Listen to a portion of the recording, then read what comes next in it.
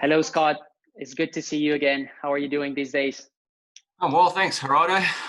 Living the COVID dream of working from home and being able to obviously see the family while also getting the ability to be able to work with international customers. Awesome. Well, thank you so much for joining us. It's super. We're super grateful that we get to hear from your insights today. Before we jump into the questions about technology, and I'm pretty sure we're going to have an awesome conversation about all things tech.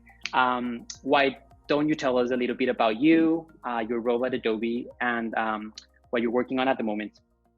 Yeah. A bit of history since my, I want to say 13th year at Adobe. So I've been at Adobe for a long time. I have an Asia Pac role, and as part of that role, I have the luxury of working with customers on a global basis across Asia Pacific, across multiple different industries. I really wear two hats at Adobe.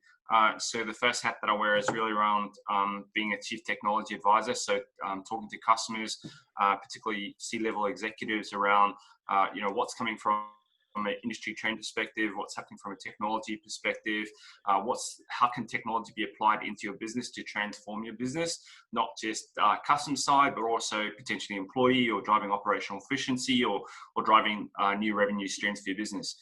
And then the second hat that I wear is around driving our product go-to-market for Adobe Commerce, which is a new technology that we acquired 2 years ago. You must be super busy these days. I'd imagine people asking themselves, and especially CIOs and CTOs, trying to understand and figure out how to shift into a remote first or hybrid first environment and how to better support their staff. And we're going to have a really good conversation about it in a bit. But I would like to hear from you. What is Adobe doing, and how was that journey from moving back in March or April? I'd imagine when everyone shifted to a remote first environment. How things went at Adobe? What happened? Yeah, look, I think, Adobe's a technology company, and we try to drink our own champagne as it goes to our own technology. And, Adobe did an excellent job. I think as early as sort of beginning part of March, though, there were, the communication was coming through at both a global and then, obviously laddered down to a local level about what shifting to home was going to look like for our business. We also are fortunate enough that, even prior to COVID, we already had sort of a flexible work from home policy for most employees. And so there was already some degree of that happening within the organization. Mostly people are already set up with laptops and have the ability to be able to VPN from home, etc., and be able to do their work.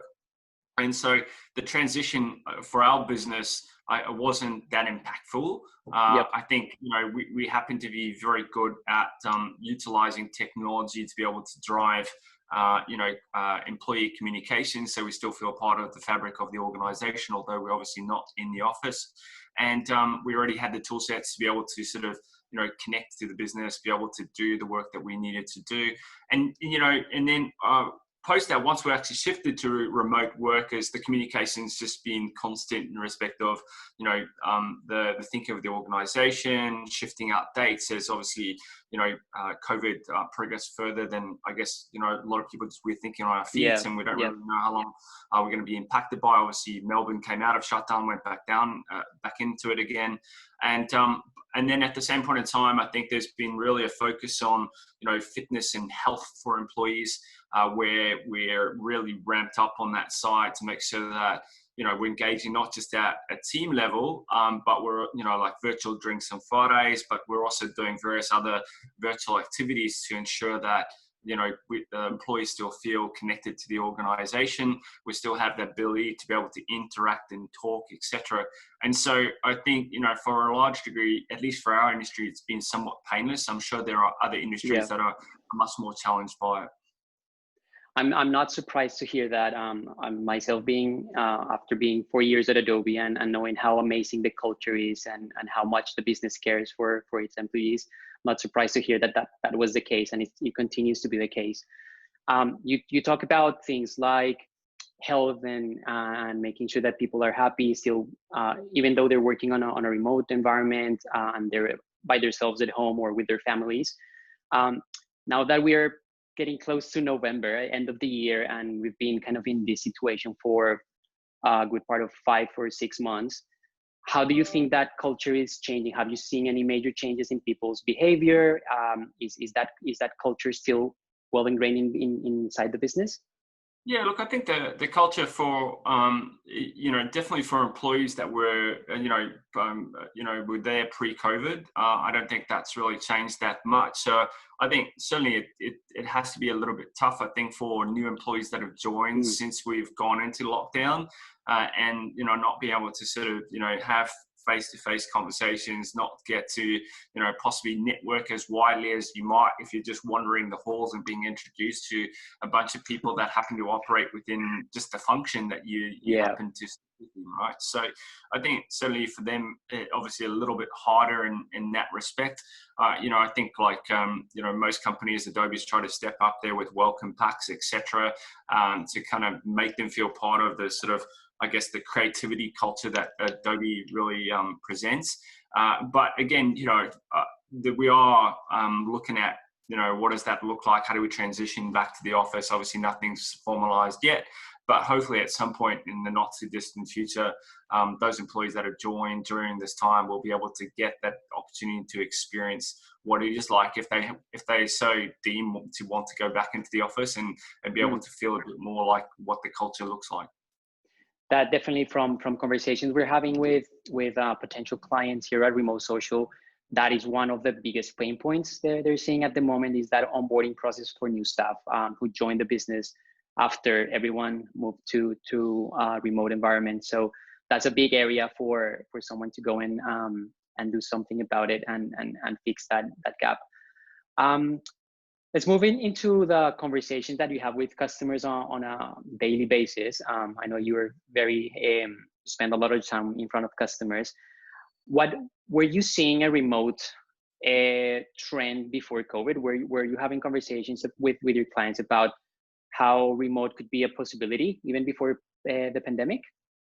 Yeah, absolutely. I mean, definitely some of the biggest organizations that we deal with, and when I say big, I mean some of these companies have over 100,000 employees, and they were definitely looking at that option of how do we hire more people, and in some cases that might be internationally, that might be off-site, etc. So they don't have this big infrastructure cost of being able to support offices and desks for every single employee. And then what they're also looking to do is streamline the number of technology partners that they work with and sweat technology further. So if you look at how generally customer experience is delivered, the same type of technology can be utilized to be able to drive employee experience. And we've got some great case studies like Walmart as an example, which is the biggest employer by a magic mile. They've got 2.2 million employees. The next biggest one is a Chinese bank of 1.4 million. And through COVID, they used Adobe technology to be able to connect with those employees. And a large portion of their employees are still in store. But if you think about it, particularly from a US perspective, there's 52 different states, 52 different rules and approaches to how they're actually tackling COVID and restrictions that are applied, etc., in respect of people in store and wearing masks, etc. And they needed to be able to communicate that to the frequently updating policies of store changes to employees, and still also make them feel part of it, make them feel comfortable in respect of what services are available to them. And they used our technology to be able to do that. And employees could access that on their mobile device or tablet at home or laptop or whatever it might be. And that's a good example where communication at scale to a very large employee base. It doesn't have to be large. In some cases, it might be small. It could be a company of 100 people, and they still might feel disconnected. Well, how do you use technology to be able to connect them and make them feel part of the organization? Still give them the opportunities to have some of those, water cooler side chats. Be able to share jokes, etc., and in a corporate environment while still being productive. I think that speaks to the kind of conversations I'd imagine you're having with your customers today. It's what are the things that they need to be thinking about as we move into this remote first or hybrid first. I believe that we are going to go back to the office at some point. I think it's not going to be a 5-day commute into the office every week. But I do think there's going to be kind of this scenario where we have people working from the office at some point, people working remotely from their homes or from a cafe, whatever it is. So that going back to that way we saw work back in January, I think that's over. That we're not going to go back to that scenario anymore. So when you have conversations with CIOs and CTOs, what are the questions they're having? What do they come with in terms of what is the technology they need to get ready to support a remote first or a hybrid first workforce?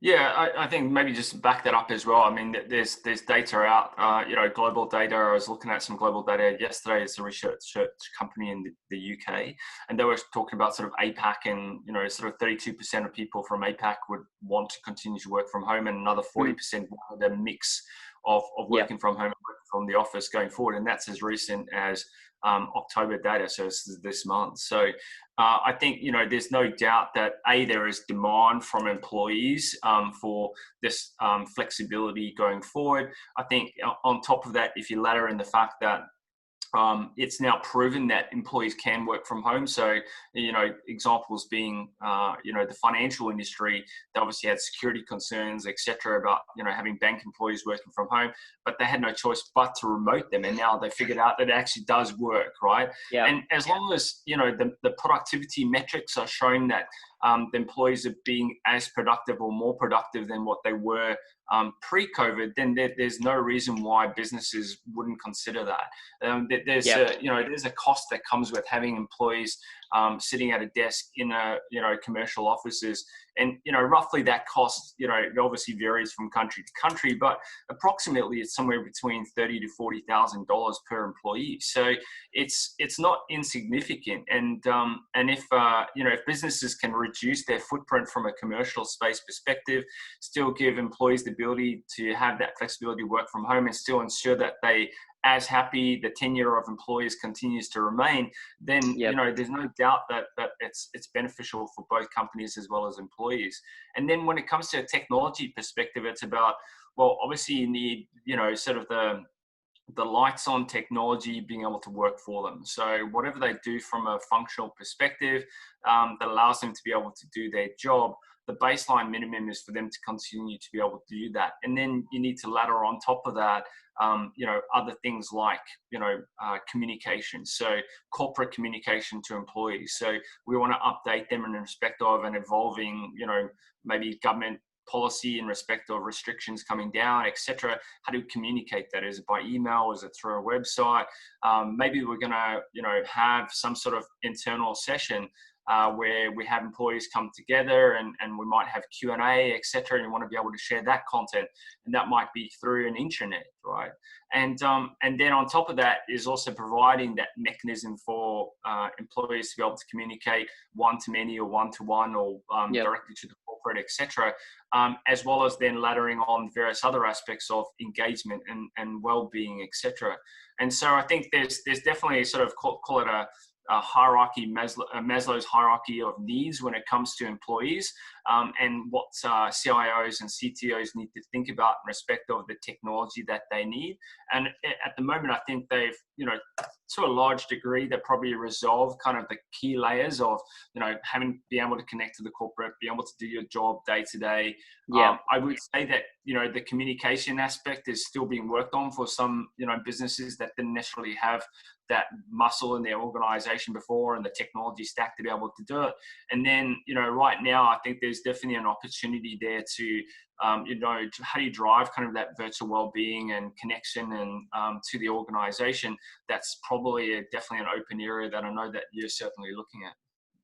Yeah, and it's something that we're obviously very keen to solve, and we're working with businesses to better understand how we can help. And it's funny that you mentioned the Maslow hierarchy of needs, because we are using that as a guidance on how we make decisions of what products we launch first. So it's funny that you bring that up. Then when going back to that conversations with CIOs and CTOs, and I think we can explore a little bit more into the technology. what gets you excited? What are the things that you see are trending that can help people do a better job of working remotely, and at the same time help businesses make faster decisions on, yep, it's okay for us to have people working from their homes. We're going to continue to support that model as we move forward. Well, I think, I'm as much as I'm a technologist and I love new technology, I want to be very cautious here. And the reason for that is that, we all love the shiny new ball over here and want to, go and chase that. But I think in a lot of cases, we tend to forget the sort of foundational pillars. And, going back to sort of the Maslow hierarchy of needs, we need to get some of the core tech stack and infrastructure in place first.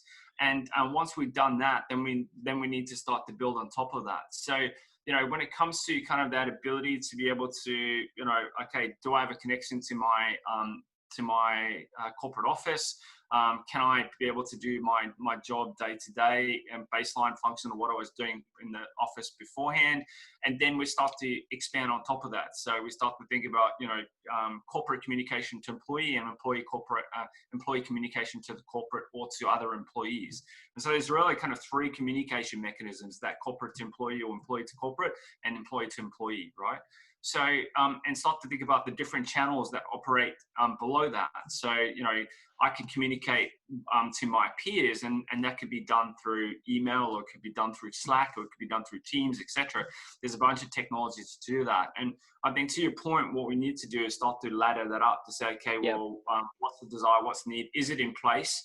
And start to create a tiering of demand from employees. I think there's no doubt that there is a gap there, particularly as we move to remote, to be able to build more of that connection between employees that you would normally have in a face-to-face environment. I do think, though, that, one thing without a doubt is a technology that we will all embrace is 5G, right? Not because it's just going to give us unbelievable bandwidth to do more and more, right? But when we talk about, I guess some of the sexier type technologies of AR, VR, etc. Well, I think there's definitely some basics that needs to get done first before we get to those technologies, and they are fantastic technologies. And to give you an example here, we have a technology called Captivate, which is a learning management system. We've added VR to that, right? So you can immerse yourself in this learning environment if you want to, right? And there's no doubt that through COVID, we are all going through, a reflection in respect of our own skills and capabilities, and the ability for us to be, impacted by this if we haven't been impacted already, right? And so, we all need to think about how we micro-credential ourselves to ensure that we have longevity in our jobs and so forth. There's no doubt that there is demand for that. Is that the starting point? Probably not. So I think that's where we need to think about it. Again, and there's a reliance on obviously the telecommunication companies as well as the handset companies, etc., to provide things like 5G and so forth. So things like that definitely is going to change the remote working environment dramatically, right? But yeah, some of the other, I guess, technologies we need to just think about as a, what's nice to have versus we need to have, right? Yeah. And I think there's definitely opportunity there. I think, look, when it comes to a large degree of just communication, I think there's a plethora of technology out there. Again, it comes down to thinking about, well, how well does it, sort of integrate with the other aspects of technology? And if I think about employee experience, and obviously I've worked in customer experience for a very long time, employee experience is what customer experience was a decade ago, right? I love that approach. It's a highly fractured environment. That there's lots of different technology. A lot of it actually is legacy technology. I don't think there's been a huge investment into the employee side. It is without a doubt the next wave of investment is going into employee, particularly, and obviously it's been accelerated in the last 6 months. And, we are going to get to this platform effect. I think things like what Zoom has just done, where they monetized a marketplace for people to be able to, say if I'm a yoga instructor, to be able to, charge my attendees to my yoga session. I think that is kind of the next wave, really, right? Is Absolutely. To be able to create this, platform and applications that sit around it. And then also how do you monetize it as a marketplace is going to be the future of employee experience. I love that approach of for a technology leader, being able to separate what is the technology that we need right now to empower employees to have an amazing experience and be able to do their job 100% from a remote location and have a beautiful experience in doing so and being productive and all those things. And then the second bucket being, where do we want to go? What is our wish list, so that we can slowly start preparing for that. So that's a really good approach. I'm personally very excited about the way that this obviously unfortunate event of the pandemic has put us under pressure and has forced companies to innovate so fast and kind of advance innovation in a way that we've never seen before. And I really hope that that trend continues to go up. So I'm personally really excited to see what's coming up in terms of technology to support remote or hybrid workforces. I want to go back a little bit to talk about your personal situation, and to everyone listening, it would be really good to hear how you're going, like how's your day-to-day life? How are you managing your personal life and your work life, being obviously at home probably most of the time, and how do you manage that work-life balance? Yeah, I mean, I guess based on the data, apparently I'm in the group that's probably the most happiest about working from home. I am obviously in my 40s. I have a family. I have a house. I have a garden that I can go out into if I need to. I have the social networks already established. And so I don't have this great desire to rush back to the office. And so, I guess I'm very fortunate in that instance. Obviously, if you're in a younger generation and you're still establishing those networks, and you might live in apartments, you don't necessarily have the ability to be able to go out. Particularly if you're in Melbourne, you've been locked down in your apartment for weeks. No doubt you're missing that level of interaction. So look, for me, I've been very fortunate. I've got 2 young kids, and it allows me to see them throughout the day, etc., and be able to interact and engage with them. I have I work across an APAC timeframe. In fact, I work across wider than that. Some days I have calls in the morning with the US, and then calls with Europe at night.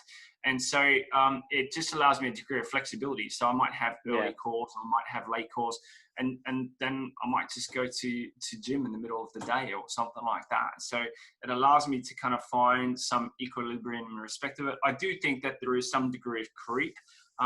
But that being said, I had we were lucky with Adobe to have kind of the work from home flexibility before, and I'm pretty good about sort of finding that equilibrium in respect of working and home life.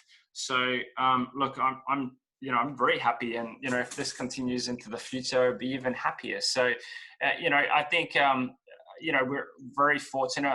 There is a balancing act. I mean, if I talk about me personally, my wife is a emergency doctor, so she's got shift work, and we kind of had some peaks and troughs there in respect of demand. We also got young kids, like I mentioned, and so that's created a bit of additional I wouldn't call it stress, but stress in the system, to be able to manage taking them to daycare, picking them up, because generally we relied on the parents-in-law, and we don't want to expose them to schools, etc., etc.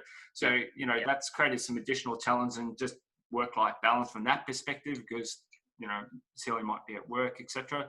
But overall, it's been a very positive experience. And I've got a multitude of the Slacks and the Teams and the so forth. I can imagine on my screens, and so I still have that I guess interactions through the day with my team and with my peers, and so that's it's allowed me to be able to, I guess in my mind, spend more time with my kids and my family, which has been very positive. Awesome. Well, I'm so glad to hear that you're doing well, and that Adobe continues to be an amazing place to be. I remember my days there, and I'm always super grateful. And hearing that they continue to support employees and make sure that you guys feeling happy and healthy, and supporting you to deliver amazing work comes no surprise to me, and I love to hear that. Thank you so much for your time, Scott. I really appreciate you sharing your insights and knowledge with our audience. and we'll keep in touch. I would love Yeah. to hear from you in the future, maybe in another interview. Thank you. Any final words for our audience? No, thank you, Gerardo, and best of luck with it all. And I think you're in a space that's going to kill it in the future. So there's no doubt there is demand and need for it. And again, I'd love to stay in contact and see how you progress. And we'll be watching from the sidelines. Thank you, Scott. Cheers, have a good day. We hope you enjoyed that conversation. If there's any particular topic you would like to hear about, reach out to us via our social media channels.